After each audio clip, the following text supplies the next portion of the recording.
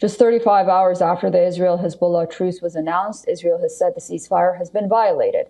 As suspects entered the southern zone, Israel has repeatedly warned Hezbollah of retaliation in case of any breach.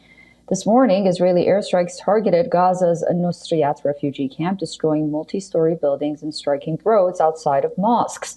Medics report that at least 17 Palestinians were killed across the Strip, including women and children.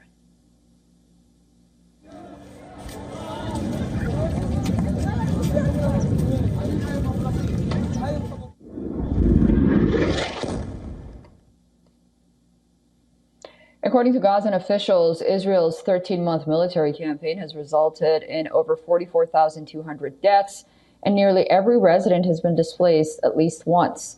While in Jerusalem, around 1,000 protesters took to the streets demanding a ceasefire in Gaza.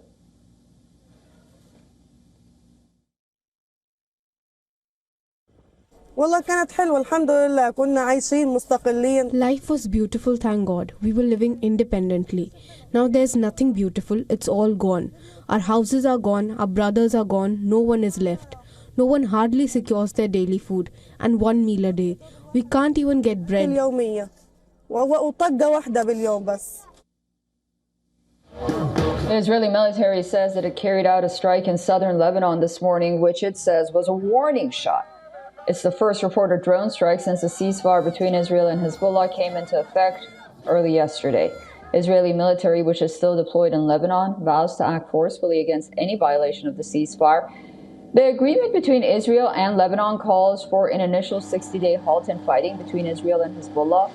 Hezbollah forces would leave their positions in southern Lebanon and retreat north of the Litani River, which runs more than 30 kilometers north of the border with Israel.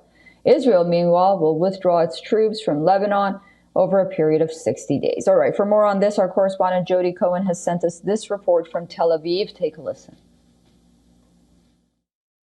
The ceasefire is in its second day and is already fragile. The IDF said it fired a drone as a warning shot in the Makaba area after suspects entered with vehicles in violation of the agreement.